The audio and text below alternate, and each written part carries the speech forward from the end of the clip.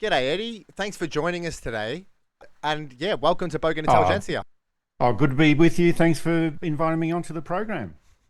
Firstly, we'd just like to get touch briefly on yourself and what you do over at New Politics. And if you could explain your perspective on covering issues like foreign interference and global conflicts. Oh, for sure. Well, I'm the editor of New Politics. That's the publisher of news, commentary, and analysis of Australian and international politics. We mainly deal with Australian politics, a little bit of international politics, of course, and there's quite a lot of that going on at the moment. I'm also the co-presenter of the New Politics podcast with David Lewis. He's my partner in crime, and that's a weekly podcast on pretty much everything to do with Australian politics and, of course, international politics. So that's what New Politics is all about. And how would you describe the current global climate and how it interfaces with our domestic political landscape at the moment? And I'm talking about tensions involving Iran, Israel, the US, and Australia's position in all of that. Oh, there's probably quite a lot of influence that's going on. So obviously there's a lot of stuff going on in the world at the moment, and Australia is a part of that as well. But I think that I think the main thing we have to look at is the sort of influences that occur on Australia's decision making, especially when it comes to diplomatic decisions. And the main influence there is obviously the United States. I think that's very obvious, and that's the way there's been for a long, long time. Influence or interference or whatever you want to call it. That's certainly been there since the Second World War, and through that influence or interference, you're also going to get influence coming in from Israel as well. And we've actually had quite a lot coming through over the past couple of weeks. But there is a lot of influence that comes into Australian politics and diplomacy, and they're the two major areas. America, obviously, and because America, the United States and Israel have got a very strong relationship, there's a lot of I'm trying to avoid using the word interference, but there's a lot of influence or considerations that come in based on what the United States perspectives are as well. Yeah, right. And we saw an example of influence at play, both real and perceived, in Canberra the other day, as ASIO Director Mike Burgess stood beside the Foreign Minister, the Prime Minister, and the Home Affairs Minister to essentially deliver some disturbing news about credible intelligence linking Iran to two of the anti-Semitic attacks, one at the Adass synagogue firebombing. So we've been sitting here for months hearing about foreign intelligence for almost 2 years, actually. And, you know, it's come from many different sources, so much so that at a point we thought it was the Australian public that was the main driving force of anti-Semitism in Australian society. We've just heard now Iran is the major culprit via our intelligence and government. So where does this leave us at the moment? We've had legislation put through, draconian legislation under the guise of hate speech, linked to false flag caravans laden with explosives. Yeah, where does that kind of lead us right now, hearing this news suddenly that Iran is responsible?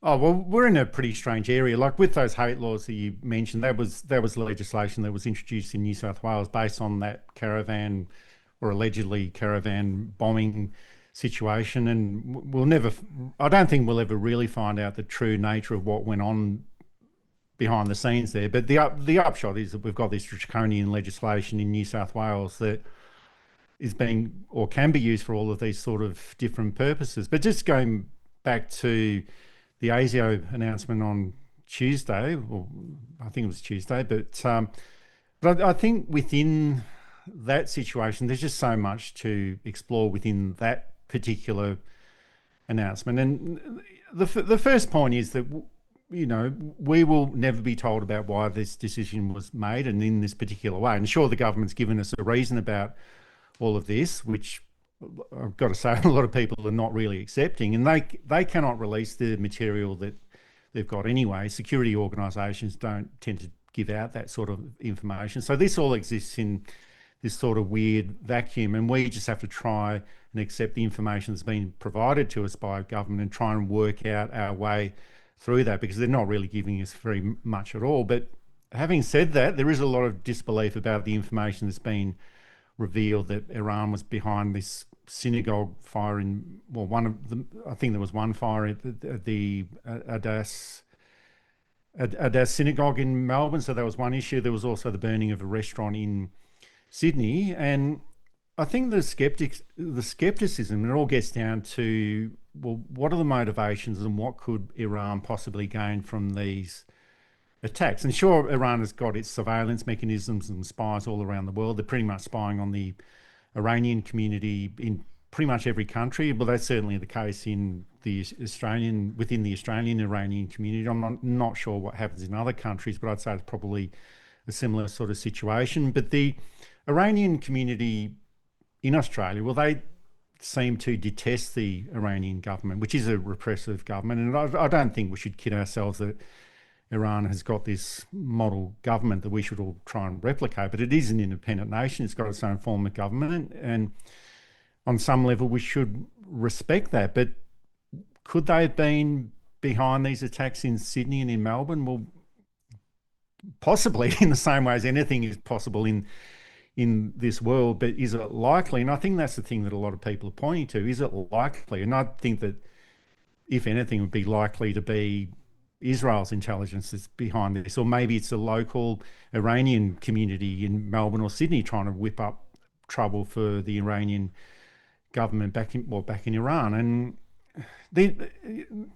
I've had some difficulty with this process during the week, because it's also, I think it's difficult to come out with speculations about this issue, which is what you and I have been going through at the moment, because you're labelled a conspiracy theorist or you don't know what's going on. But I think the thing that we do have to point to is that a lot of people are asking questions about this, and because I've said this quite a few times, because a lot of it just doesn't make sense politically or geopolitically. And if you're asking questions about it, which is what we're doing today, and a lot of other people are doing as well, that doesn't make you a conspiracy theorist. It just means that you've remembered those incidents, such as the weapons of mass destruction in Iraq in 2003, and that's an incident where an entire country was invaded and over 200,000 people died.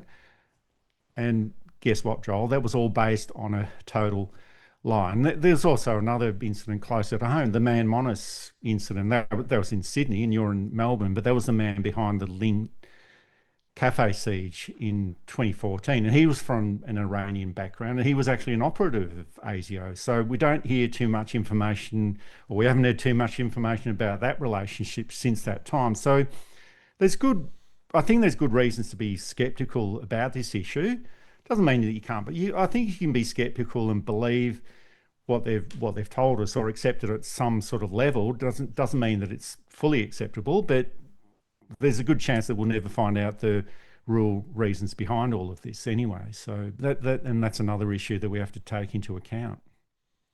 Yeah, and that instant skepticism that this announcement's been met with has been echoed by many who, just like you mentioned, are left asking questions, potentially more questions than previously. There's been so much ambiguity in the information, the sets of information that we've been receiving over the last 2 years regarding some of these attacks, regarding some of the needs for this legislation that largely affects secular Australians.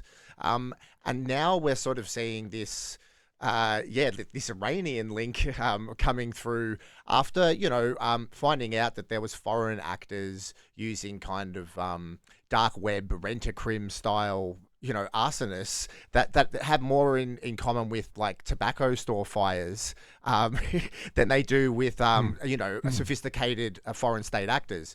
Now we can agree that Iran is a sophisticated foreign actor that has been involved in sophisticated operations, in cyber, in espionage. But we also have to think about that question, and I quote Michael Parenti, cui bono, right? Who benefits here? And, the Iranian foreign minister made that statement saying, we've got 1,000 synagogues here and one of the largest Jewish communities in the world. Like, why the hell are we going to go all the way over Australia and create this, huge breadcrumb trail when we're trying to walk a diplomatic tightrope with a very unreasonable Western, counterpart? What's the benefit for us to go over there and do this?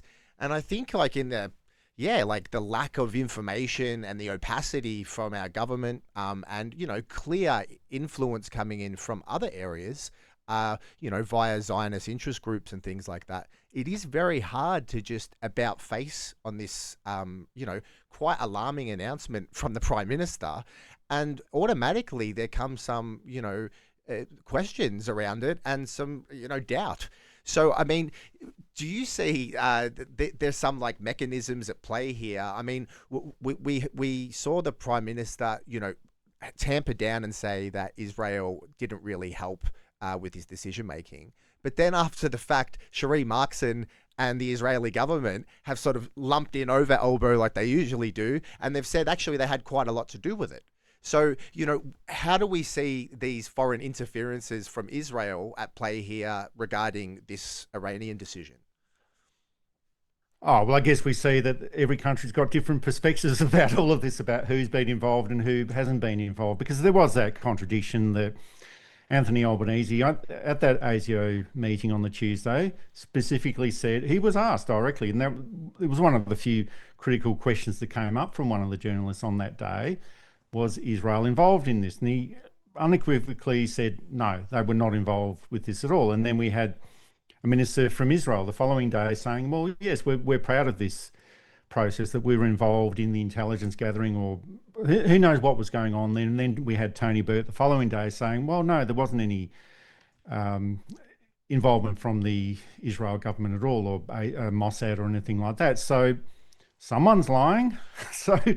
And that's the whole thing. But just getting back to the situation with Benjamin Netanyahu, because you're right, he did do that virtual propaganda tour through Sky News a few weeks ago, but it's not just Sky News. It just seems to be everywhere. We had the Deputy Foreign Minister Sharon Haskell appearing on the ABC a few weeks ago as well. I think we had the minister, or the Israeli Minister for the Diaspora, also on the ABC during the week. So there's the soft power issues that are going on there, or the soft influence, if you like, and there's also I'd say that it's sort of in cahoots with the local influences in Australia within the local Israel and Zionist lobby groups as well. So yeah, it's just interesting that we've had that build up of all these foreign actors or foreign people from foreign ministers coming in to speak, well, not coming physically to Australia, but using their virtual propaganda tour to come and speak to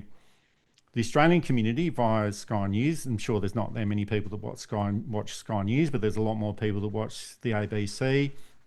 And essentially, I didn't see all of those interviews, but I saw two of them, and I thought, well, this is just outright propaganda. There's not that much blowback from the media in those interviews either. So there's all of those issues that are going on as well. And the other, yeah, because we have been focusing on international interference and diplomacy and all that sort of stuff, but we have to remember that pretty much every country around the world is going to try and put through their representation of their viewpoints in whichever way they can. And this is what Israel does. Israel is generally more aggressive than many other countries around the world, primarily because they've got the support of the United States. Like, Israel is a very small country. It's only, I've forgotten what the population is. It's only 8-9 million people or whatever it is, but it's a very small country, and without the support of the United States, well, they'd be nothing pretty much. But the case is that irrespective of what's coming in through either Israel or the United States,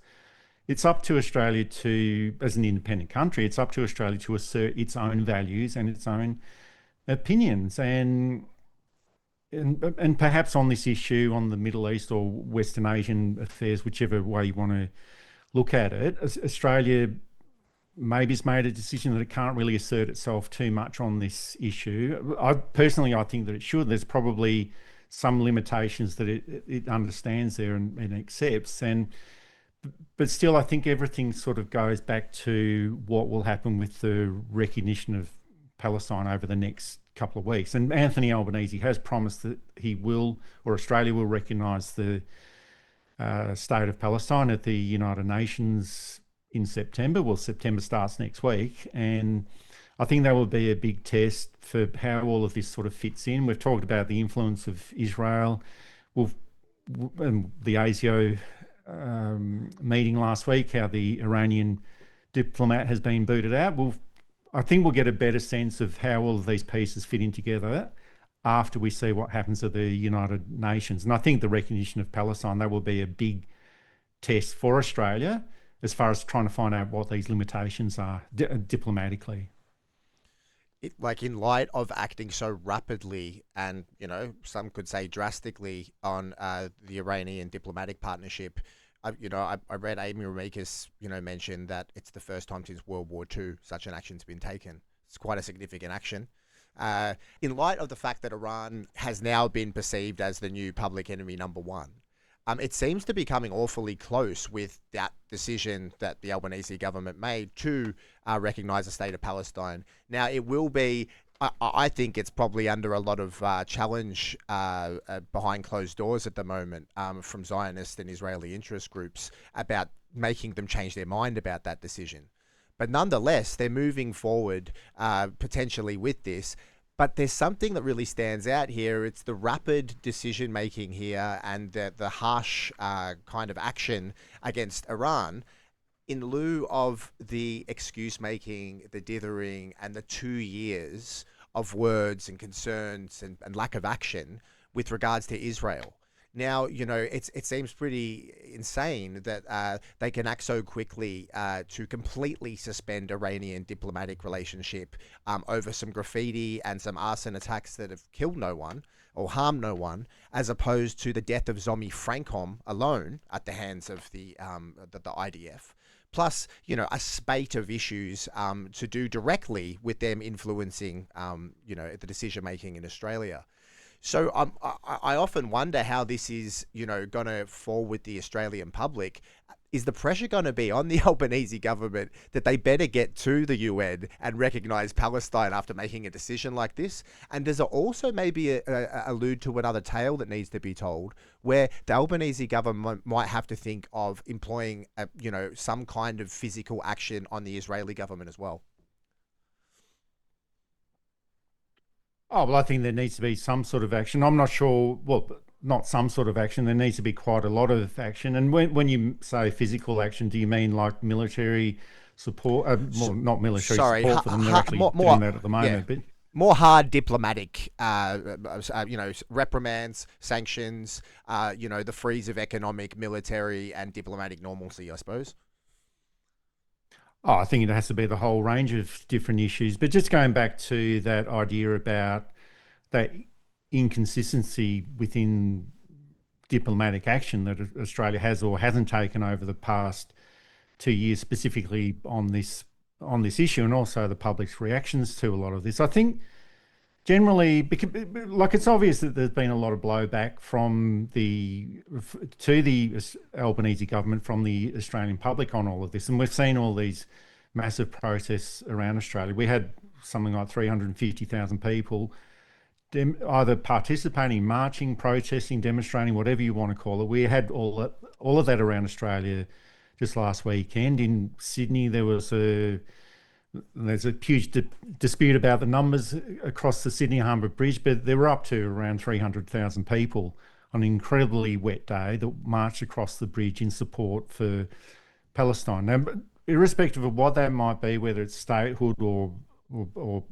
independence or UN membership, people just want all of this to stop and go away. And that's why there were so many people that have been engaged in this process over the past month, but it's been going on for 2 years that Australia has not been very happy with the Albanese government's response. But I think that's one thing that a lot of people are seeing or looking at. And I think the main thing that we should be looking at within Australian diplomacy is consistency, and remembering that we do live in a world that is very inconsistent. It's not a very fair place, this world that we live in.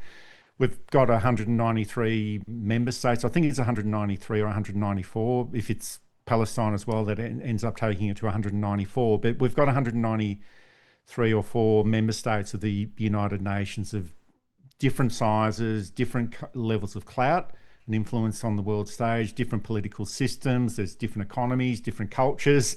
So we've got to accept that it's very difficult to work towards that level of consistency. But if we are going to have consistency, well, that would mean that if we are going to boot out the ambassador of Iran, well, we should be booting out the ambassador of Israel too for war crimes, crimes against humanity, for genocide, for killing 64,000 Palestinian people. Was probably a lot more than that, for their atrocities in the West Bank. And this goes back over the past 77 years, not just over the past 2 years. The apartheid that we've got over there, the ecocide, tourism, you name it, and that's what Israel has done.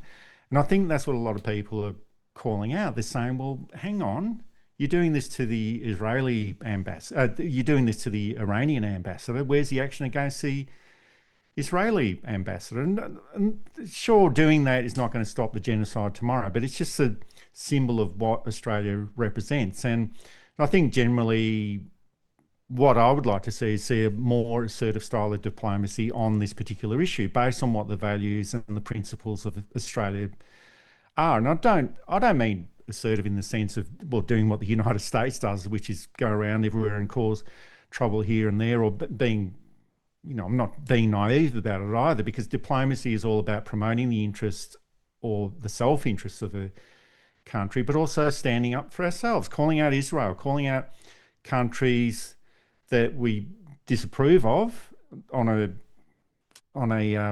humanitarian basis, and being consistent about it. We called out the state of Israel over the war of Ukraine, and that's another complicated story that it'll probably take us about 3 or 4 podcasts to go through.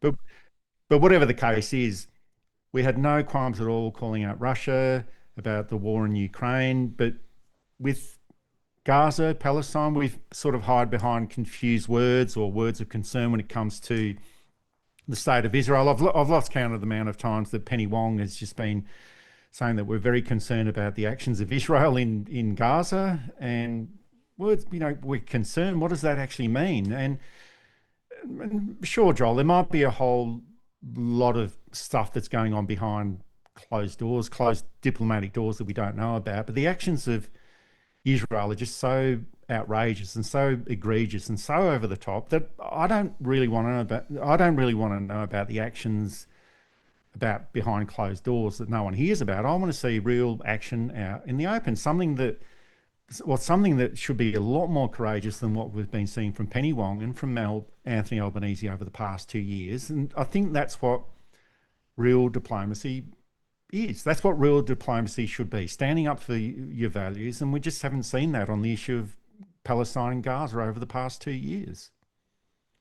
Well, our diplomacy could be called disingenuous at best. And when those words and concerns are used to obfuscate, meaningful action or pressure towards change, they actually become enablers for the status quo as well.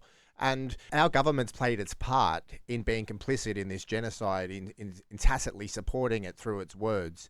And as a consequence, Penny Wong, for example, has had to walk between these narrow lines of diplomacy. She's only got a few tools that she can use in the shed, because she's over here supporting a genocide on one side, but then she's, denigrating the Putin regime for much less civilian casualties over a much larger surface area.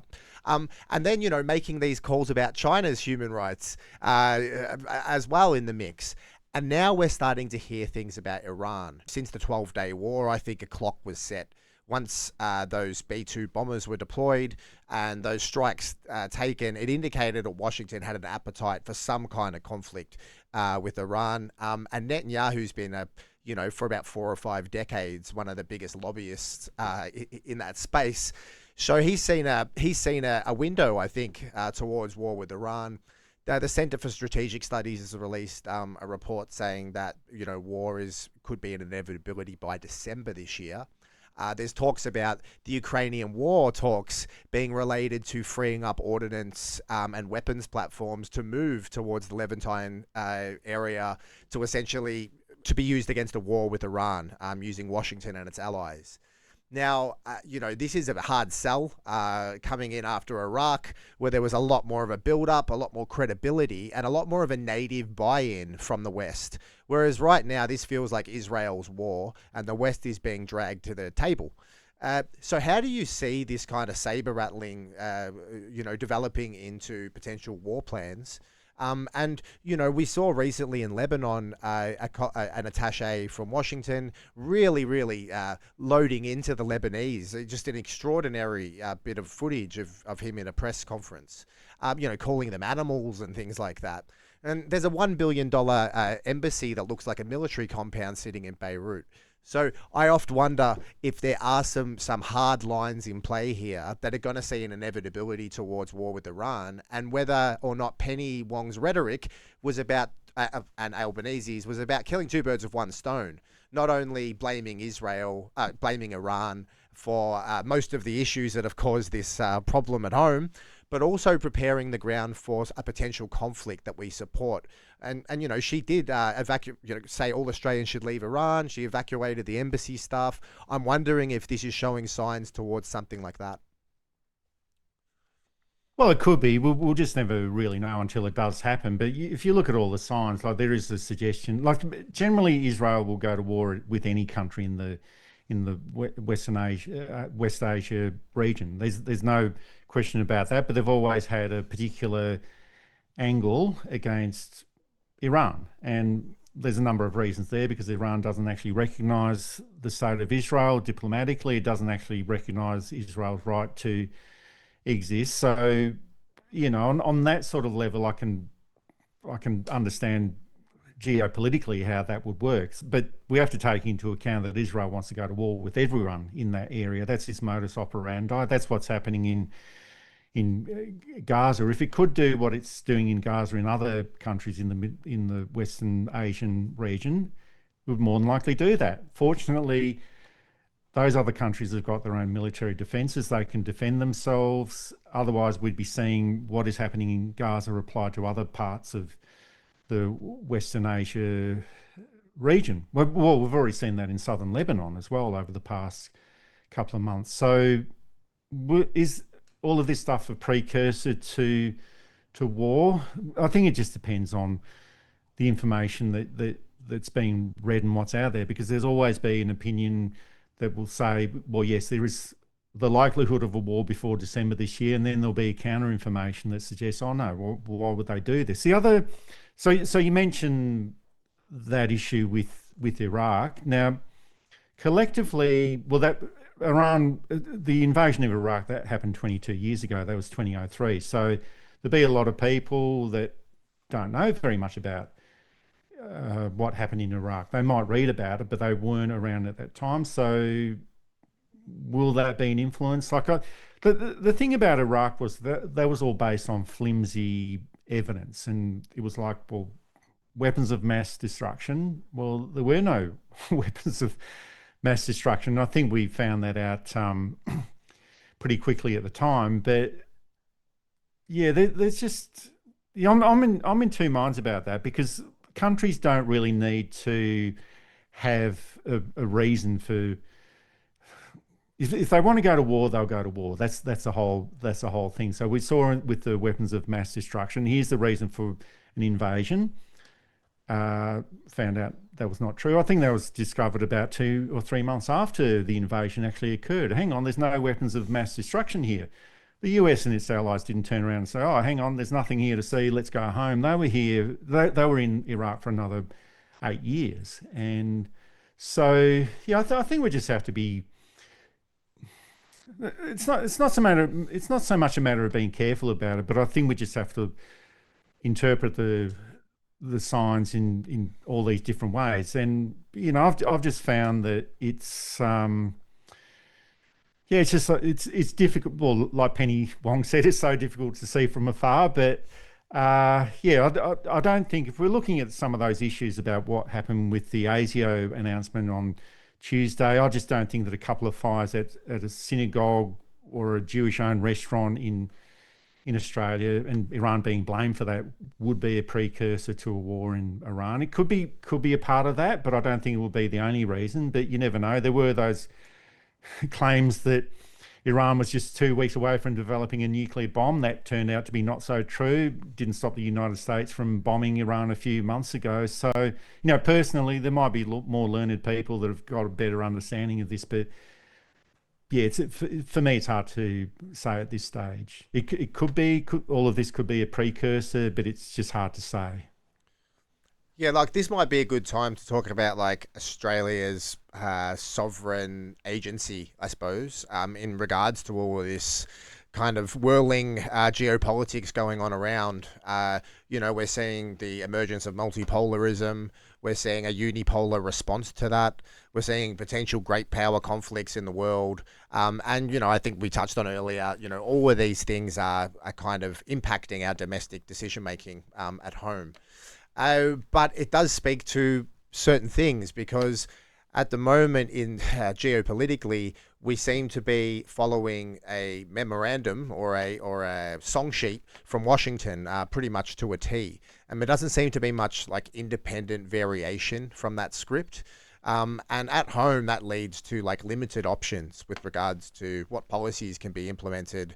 Even things like in the resources sector or with the environment, it limits the way we can see the future when we have these foreign multinational companies, essentially determining how our sovereign future looks in our resources space. So I wanted to sort of see if we can sort of elaborate on how this foreign influence manifests in policy making at home. And I want to look at our sovereignty with regards to economics, our resources, our economy, our manufacturing, and even things like the weapons and the military industrial complex that we're being sort of asked to be a part of, and these supply chains that involve F-35s. Oh, well, it's pretty obvious that there's a lot of influence, and again, it's that word interference. I don't like to use the word interference, but we did talk a little bit about that before, about the different levels of influence that do exist in Australia. Like, it's not. I don't think it's a case where the United States or Australia makes a particular law about resources management or energy policy or whatever, and then, well, we do receive royal assent from the United Kingdom, but I don't think it's a case where the US will have a look at what's going on there. They'll probably take it into account as far as their commercial considerations are concerned, but I'm not sure. With the rare earths recently, we did see that where the US really sort of jumped in and commandeered that space and made sure it was a US Australian exclusive, right? Yeah, well, I guess that's the way that that's where lobbying comes into it as well. So they're probably having meetings in Canberra at the moment because Parliament is sitting there. They've got their reps from the rare minerals companies in the US, rare minerals is a big thing at the moment. So they've probably got representatives in Canberra from all over the world looking at, well, what can you do for us here? What sort of deal can we make with you? Because we need those rare metals as well. And so, yeah, I'm not saying that it doesn't exist, but as far as the direct influence on the creation of that legislation, like, it's definitely there through the lobbying process. As far as the United States government is concerned, like, they take an interest in everything that Australia does. So it is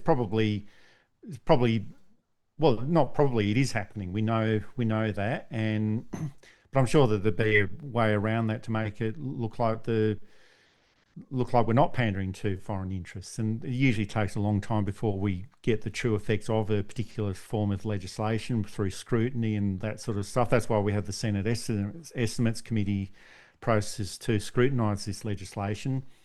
It is happening, and yeah, I think that's definitely one thing that we have to be looking out for.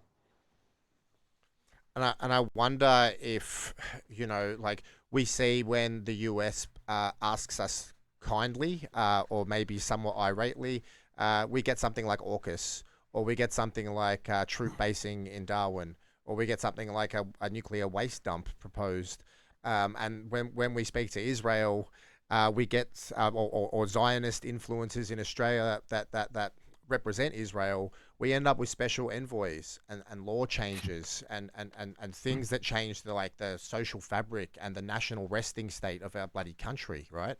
So, these influences or interferences, as we don't want to call them, are clear and present. No, we can call them interferences. That's okay.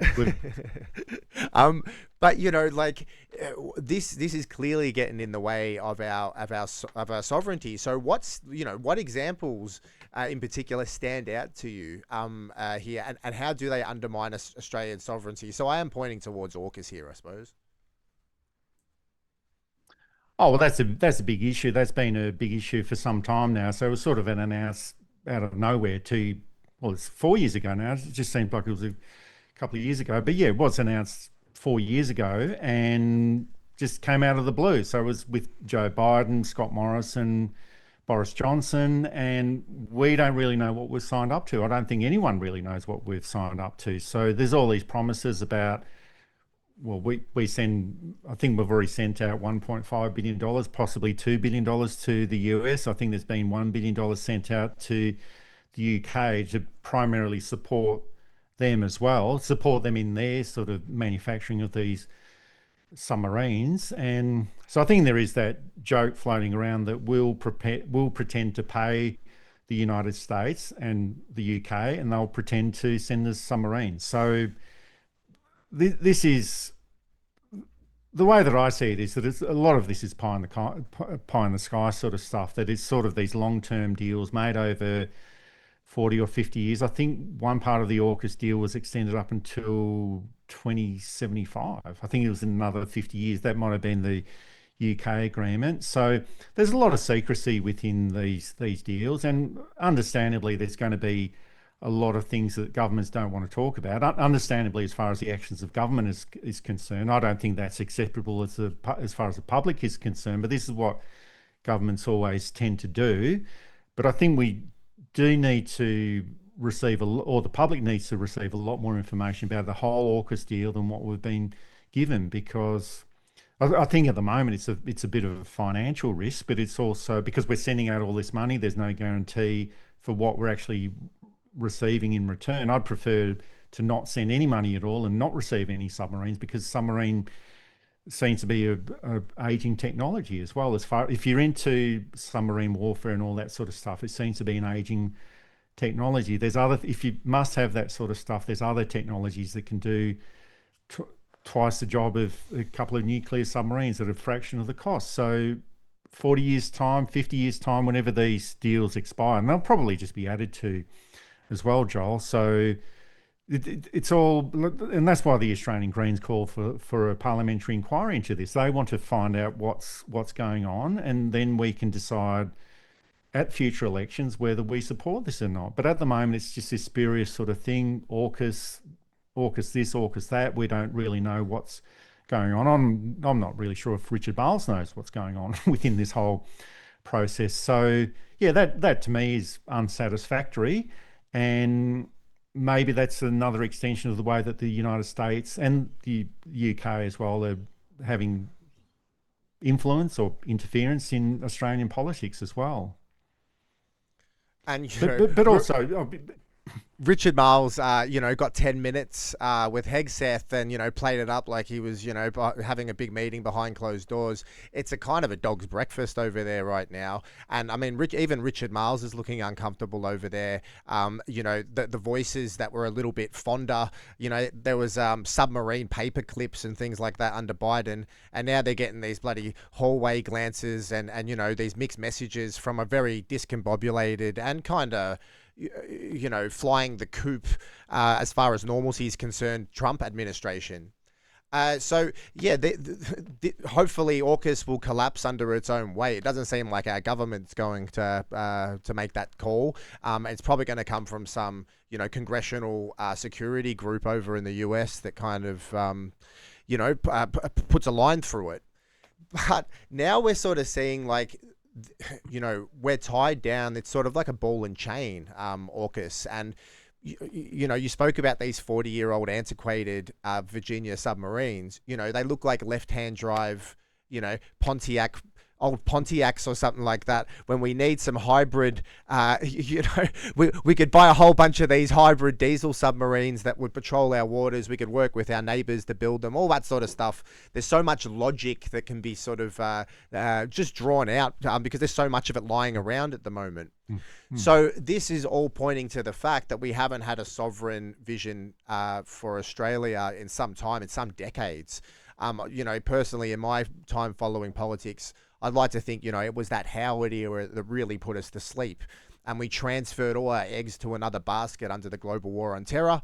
And now we don't even see our region through a reasonable, pragmatic lens.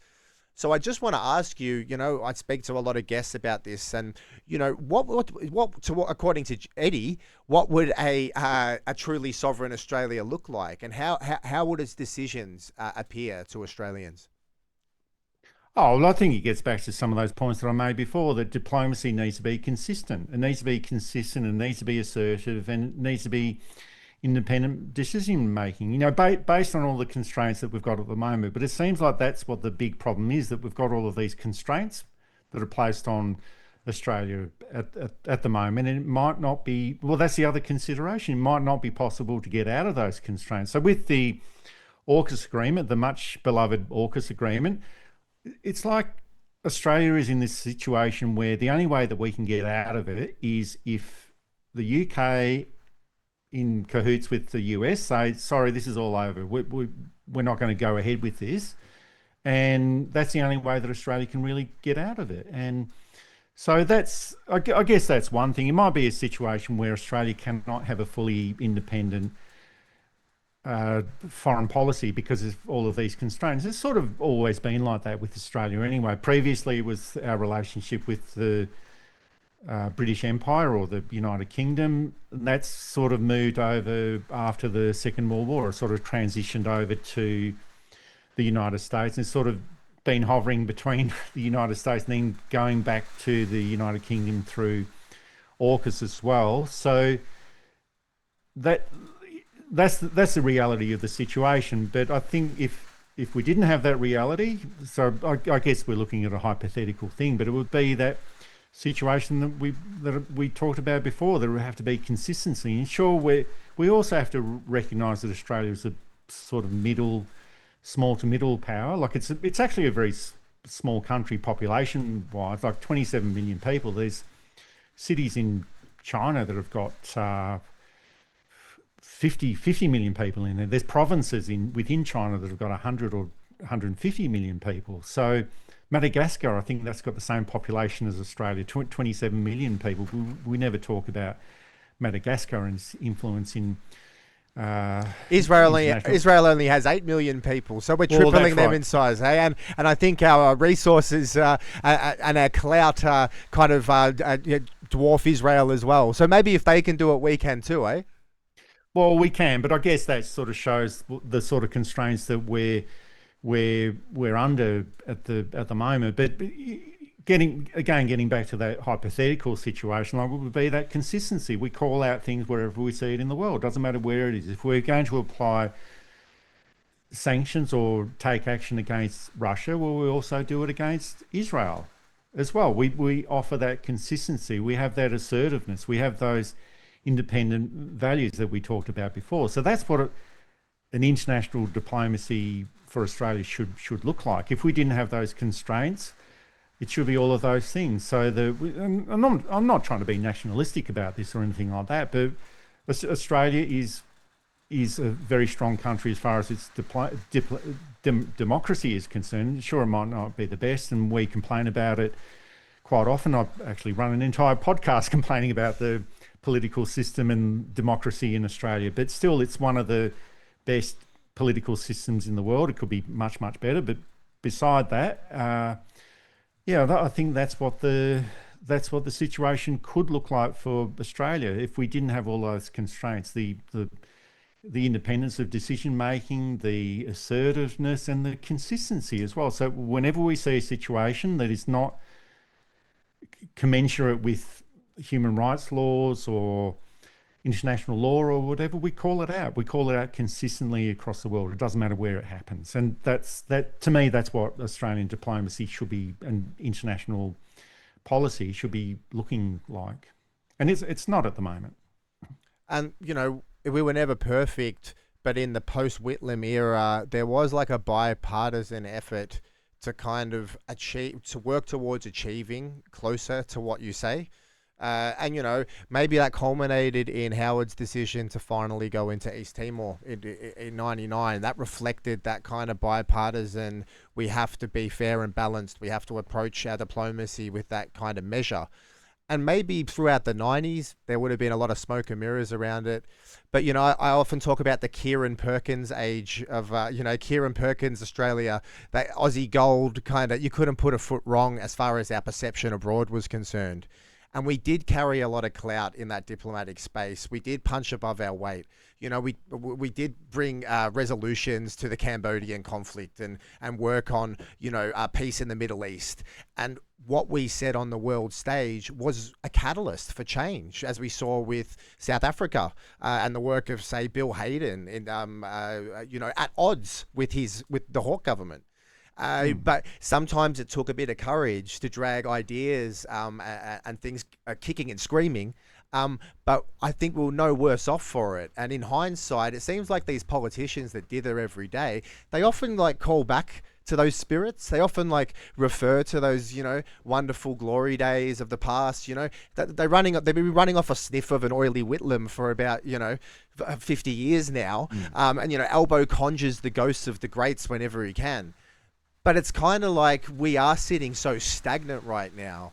And right now, it looks so it sticks out like dog's balls when you're seeing right now with this global opinion shifting against Israel due to what they're doing in Gaza. You've got a mass revulsion around the world. You've got, celebrities coming late to the party. You've got governments coming late to the party to take action against Israel.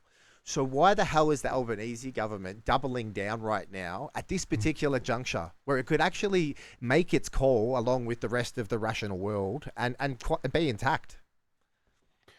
Well, that's a very good question. It's the question that a lot of people are asking. But I think the reasons for that, if you're looking at what's gone on in the past, and Australia acted in a particular way in Cambodia, South Africa, East Timor, all of these different areas and parts of the world, I think the difference is that we've got a different sort of politician these days. There's a definite lack of courage that exists within mainstream politicians. And it's not just in Australia, it's pretty much a phenomenon in the Western world. We've got a different quality of politician these days, and it's usually risk averse, it's lacking in the courage, and they're just worried about, and it sounds like a little bit of a cliche, but politicians are just primarily worried about how do they win the next election. That's primarily what they're interested in. And I know that politicians have always been interested in the next election, but they don't seem to have the same courage as they've had in the past. And I'm not sort of whining for the days of old or being nostalgic or anything like that, but I think if you look at all of these episodes from over the years, that's the main thing that's lacking, courage. They're afraid. It's almost like they're afraid of their own shadows in some sense. But even with, so you referred to the East Timor decision, I think that was in 1999. It was not, the intervention was in 1999. So East Timor was a part of Indonesia at that time. I think it became a full independent nation about 4 or 5 years later, but the intervention occurred in 1999. That was fantastic, what Australia did there to support the recognition of East Timor. But we have to remember for about 19 years before that, maybe longer, 24 years, from 1975 onwards, when Indonesia did annex East Timor, it was like we were acquiescing to Indonesia, because Indonesia is a large country. We signed oil agreements with them. I can remember the photograph of Gareth Evans, I think, was flying over the Timor Sea with the Indonesian foreign minister having a toast to the East Timor gap agreement that they made, which was horribly in favour of Australia as well, nothing to Indonesia, and that sort of continued after East Timor became independent as well. So we have to remember that even though 1999 was a good diplomatic process for Australia. We have to remember that they were quite acquiescent to Indonesia before that. But having said that, there were those other actions that took place. Well, primarily South Africa. That's a big success story as well, because that was actually under the Fraser government as well, through the Gleneagles Agreement. I think it was formed or set up in 1977, and that was to sanction South Africa because nothing at all was working against. Nothing at all that was being implemented against South Africa was working. And so they had 15, 20 years of boycotting their rugby team or their cricket team. And it was almost like they were saying, oh, look, okay, we can handle not playing cricket or rugby. That's a bit of a bummer, but we're still going to continue with this apartheid system. And it was only... So that was under Malcolm Fraser, the Gleneagles Agreement in 1977. The UK government was against that. Well, especially the Thatcher government from 1979 onwards. America was against sanctioning South Africa, but Australia pushed that process. So I think Malcolm Fraser is on the opposite side of politics that I'd be used to, but I think that was quite a courageous decision. He was quite dedicated to human rights issues. So I think that's when we've got a situation where we've got a Prime Minister like Malcolm Fraser who will implement sanctions against South Africa, but then on the other side of politics, we've got someone like Anthony Albanese leading a government that's got a massive majority, like absolutely massive. This is the biggest majority that any government has ever had in the history of federation.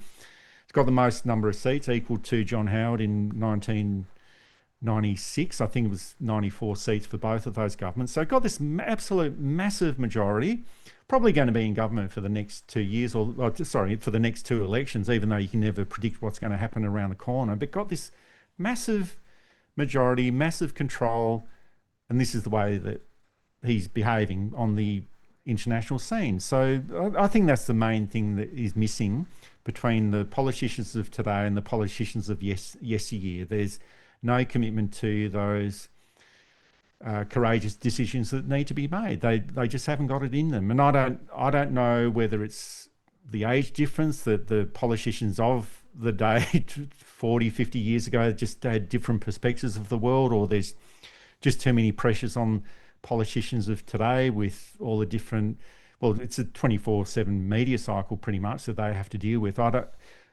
haven't theorised too much about that, but yeah, that's the thing that stands out pretty obviously, that there's a lack of courage, and we're just not seeing courage, especially on the issue of Palestine at the moment, from Australian politicians. You've just nailed something on the head I've pretty much spoken about in every episode here, and it's a personal interest of mine, and it's the personality types that we're seeing in positions of power that have changed over the years, definitely.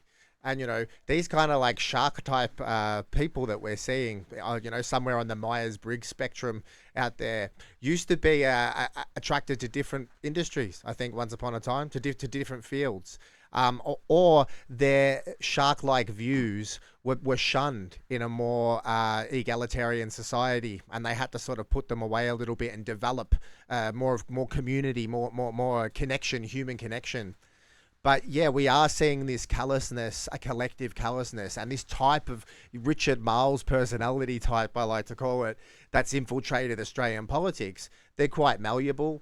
They come into politics equipped with very kind of generic and movable moral and ethical kind of values, and they become these kind of machines. They desire to become a political machine before they're even there, and this comes at the expense of like that, you know, the more broader sections of society being able to access politics. And you see them sort of sticking out a little bit because there's only a handful of them around there. They're generally on the crossbench, and if they're in the Labor Party, for example, like Fatima Payman, they are expelled and pushed to the side for not being a part of that blob. So yeah, that's a very interesting remark you make there, and it just seems to rise to the surface whenever we're talking about this issue. And then you speaking really about what defines, you know, a lack of courage and a political weakness and a vested self-interest that's being preserved over taking risks on behalf of the people that put them there. So Netanyahu did call Albanese a weak politician, and Is there any truth to that from what we're seeing here? I mean, and I'm talking just more broadly. Is Netanyahu right about our Prime Minister?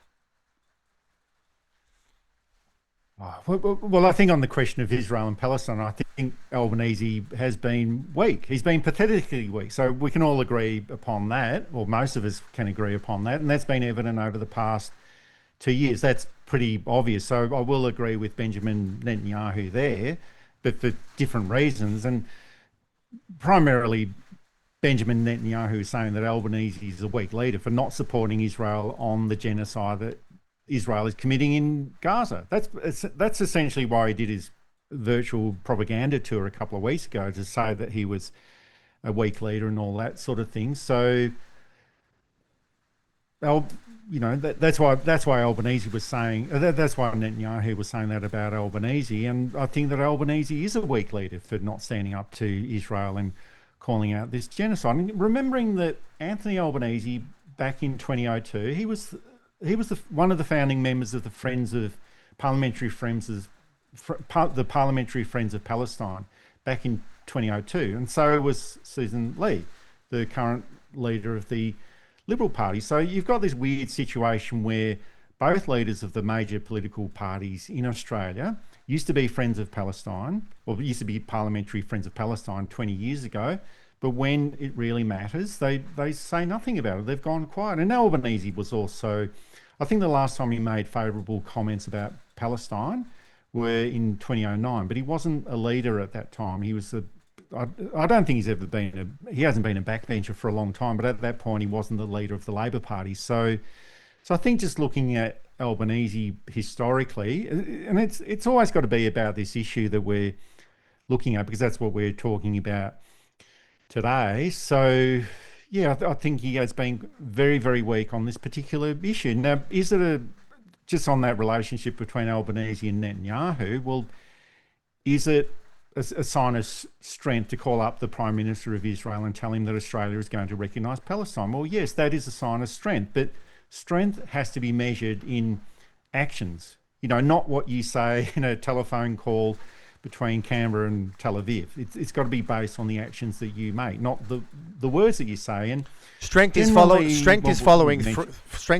through with your words too. Well, exactly. But generally, well, we touched on this before, but Anthony Albanese he's actually in a strong position within Australian politics. Now, whether you consider him to be a strong leader or not, that's not relevant in this situation. But he's in a very strong position politically. There's absolutely no question about that. He's just won an election with the biggest majority in Australian history. We've talked about that before. That is a sign of a strong leader, or it should be a sign of what should be a strong leader. But the problem is that when you have a leader who's in this very strong position or very powerful position, not being prepared to use that power for positive change, whether that's domestically or internationally.